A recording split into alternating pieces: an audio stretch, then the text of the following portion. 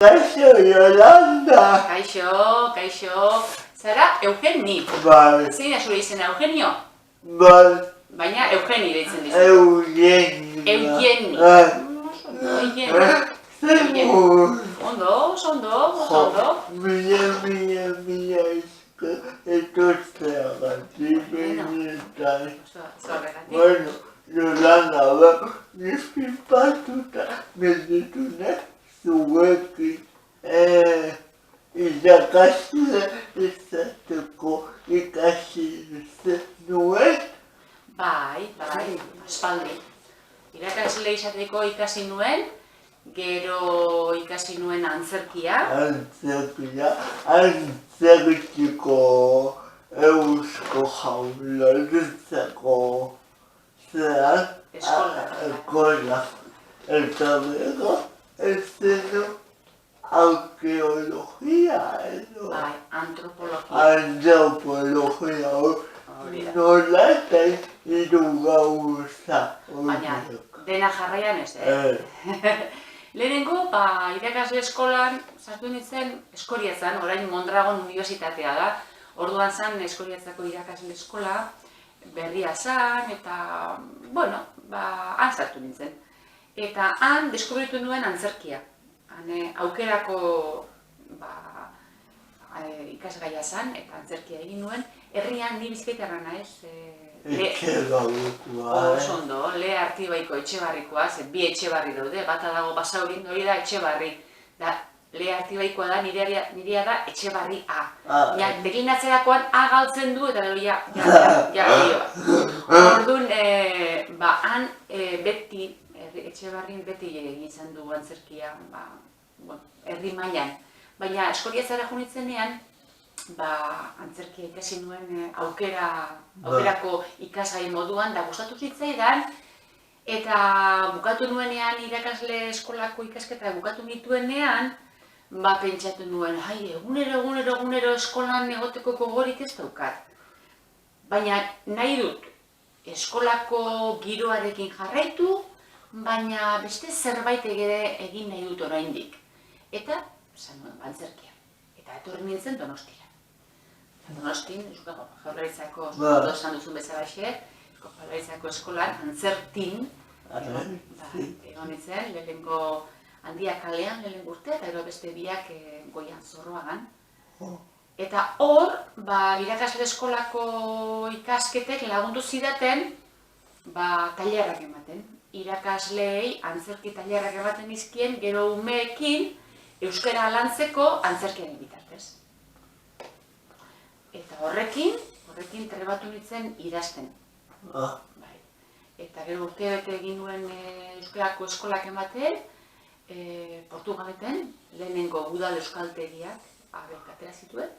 Eta orduan konturatu nintzen, nik gehiago nahi nuela sortzen gehiago ikasi. Eta, antzerkia ikastearekin batera, antzerkia egiten, antzerki tailerrak ematen, eta antzerkia idazten hasi nintzen. Eta hor egon nintzen urte asko, pixkat, nire kontura lanean, da gero zaila zen norbere kontura lan egitea. Eta hor urte batzuk egon nintzen beste lan desberdin batzuk egiten, da gero antropologia egin nuen, umea eukin nuenean. Eta gero antropologia egin da gero, apurka zen nintzen gero eta gehiago idazten, eta gero autonomo egin nintzen, da orain idatzi, artikuluak egin, tailerrak eman, hitzaldiak eman, telebistaren ebilina, hasi berriaken, telesaiak. Platoko gidoilari. Platoko gidoilariak zer egiten du? Azkeren orduko gauza konpondu. Platoan, grabatzen ari garenean, gauza batzu zaila dira, konpondu egin behar dira, eta antxe azkenen orduan ebiltzen ditzen, gauza konpondu. Baina esan dezakegu, hasi berriak telesaia izan zela, telesai haundi bat, zergatik kaste haundi bat egin zen. Egia da, arrazoia duzu. Kasteina mundiak egin zien, bueno.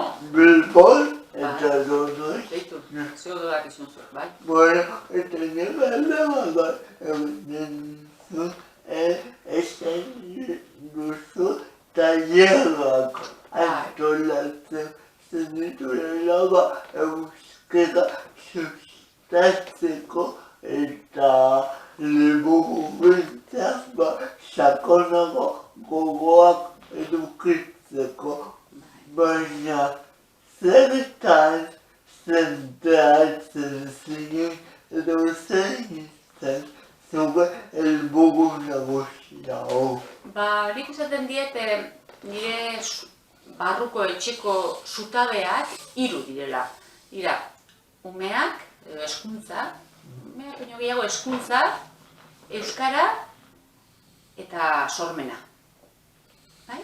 Orduan, 3 zutabe handi horiek kombinatuz, batzuetan idazketa tailerrak egiten ditut, euskaraz idatziz sortzeari garrantzia emanez, trikimailuak probatzen ditugu eta elkarrekin idazten eta elkar berotzen dugu. Hori umeekin egiten dut, nerabeekin, gazteekin, helduekin, baina azkenengo urteetan gero da gehiago nerabe eta umeekin. Gero baita ere, umeek txikien gurasoekin da, haur literaturarekin zer egin liburuekin, ahoskotik edo haur literaturaren ahosko baliapideak lantzeko modua, jokoak, hori ere egiten dut. Eta orain espaldi honetan, eskoletan nabil irakasleekin, bai aurre hezkuntzako irakasleekin, da bai lehen hezkuntzako irakasleekin, gauza bera egiten, haur eta gazte literaturaren baliapideak lantzen. Zer nun dagoen, zer egin liburuekin, nola dinamizatu, zenbat gauza egin daitezkeen, ahoskoaren garrantzia, idatziaren garrantzia, nola dinamizatu irakurketa, horren inguruan nabil eskoletan.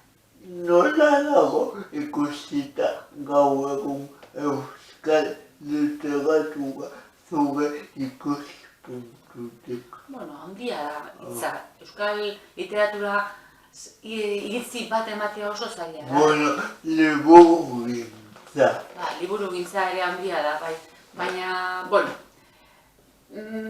gaur egun aisialdia edo denbora pasatzeko modu asko daude. Eta irakurketak eskatzen du konzentrazioa, isiltasuna, bestearen lekuan jartzea, relajazioa, eta gaur egungo garaia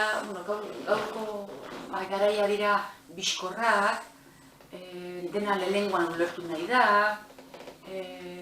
berehala lasaituta nahi da, eta orduan ez dira garai onenak irakurketa sustatzeko eta bultzatzeko.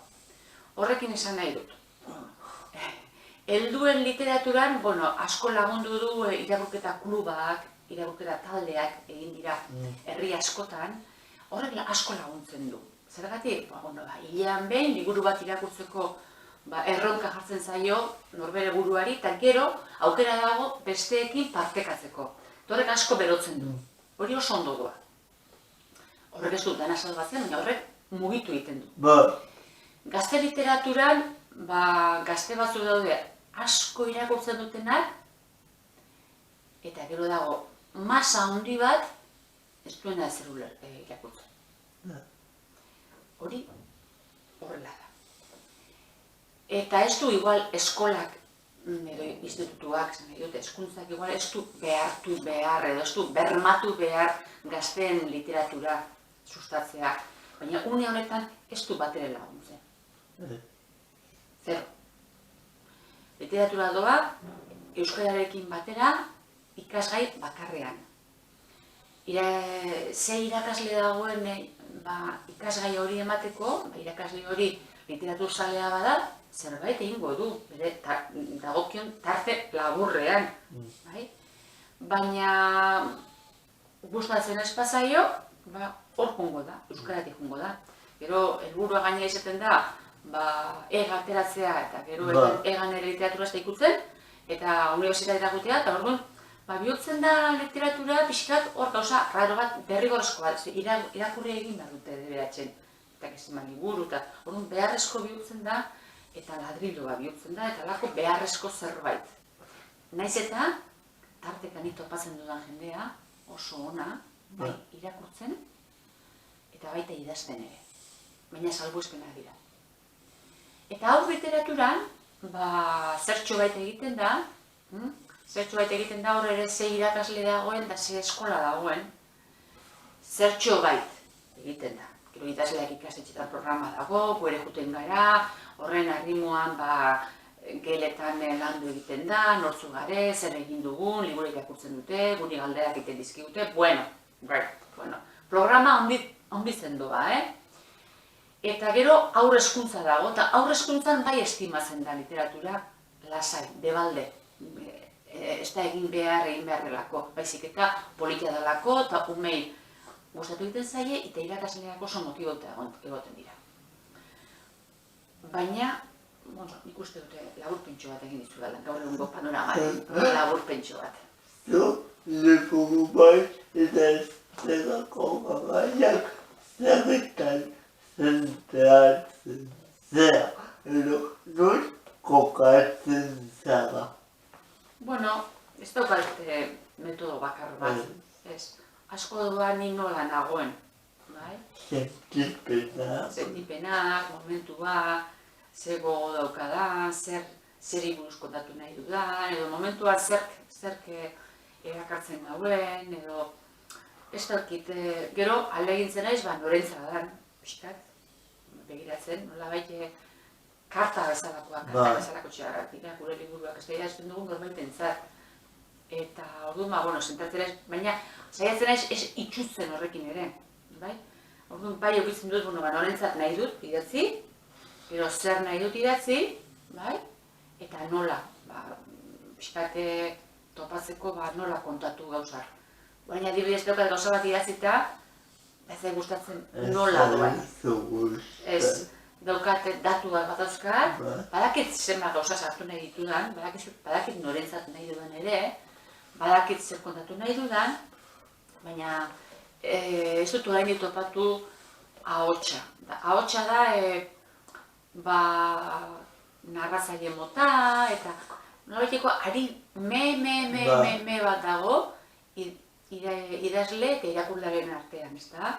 Eta ari me ikus ezin hori, ehundu egin behar da, idazten ari zaren bitartean. Eta ikus ezin izan egon egin behar du.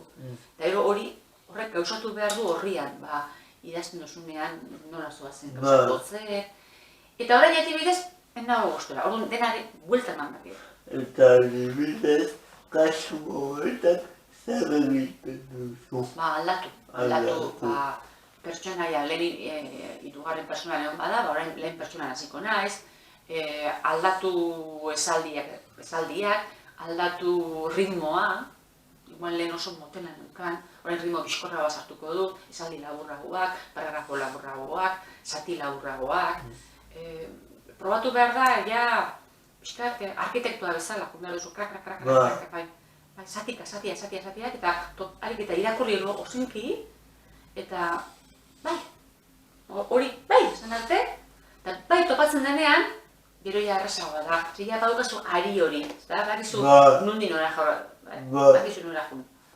Eta zenbat denbora egun batean pasako zenuke idazten?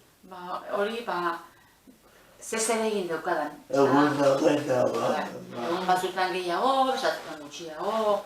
Orain, asmoa daukat, lau bat egun edo hartzekoa, hemendik alde, eta izulatuta beste leku baten, lau bat egun hartu, lasai, eta hor, idaztea ez da bakarrik beti ordenadoran egotea, da idaztea pentsatu, irakurri, birpasatu, garbitu, txukundu, bilatu, datua bilatu, hiztegia bilatu, aldatu, moldatu, probatu, aspertu, berriro hasi.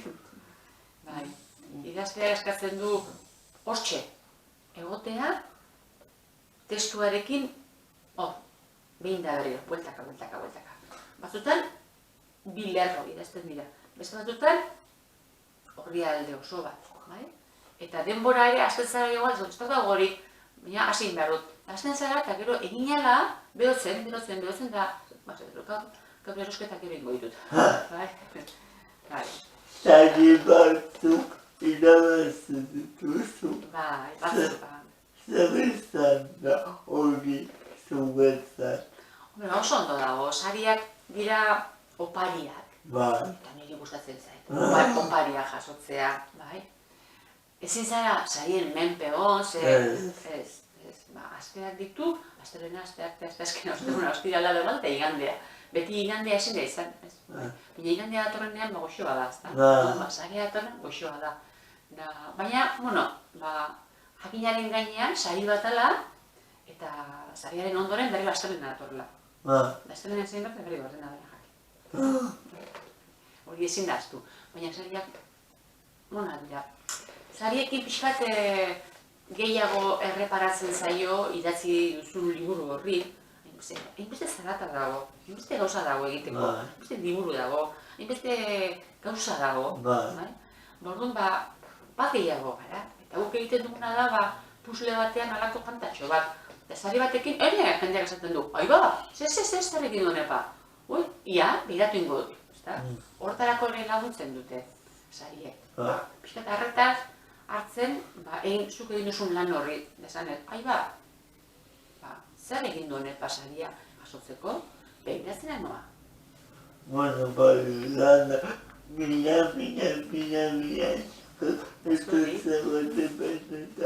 eta milaleko liego muso uniba. Oso ondo. Mila esker denoi, irakurle, behin edo behin irakurle izango zareten, ikus entzuleoi eta animo. Segi sortzen, segi imaginatzen, segi amesten. Agur!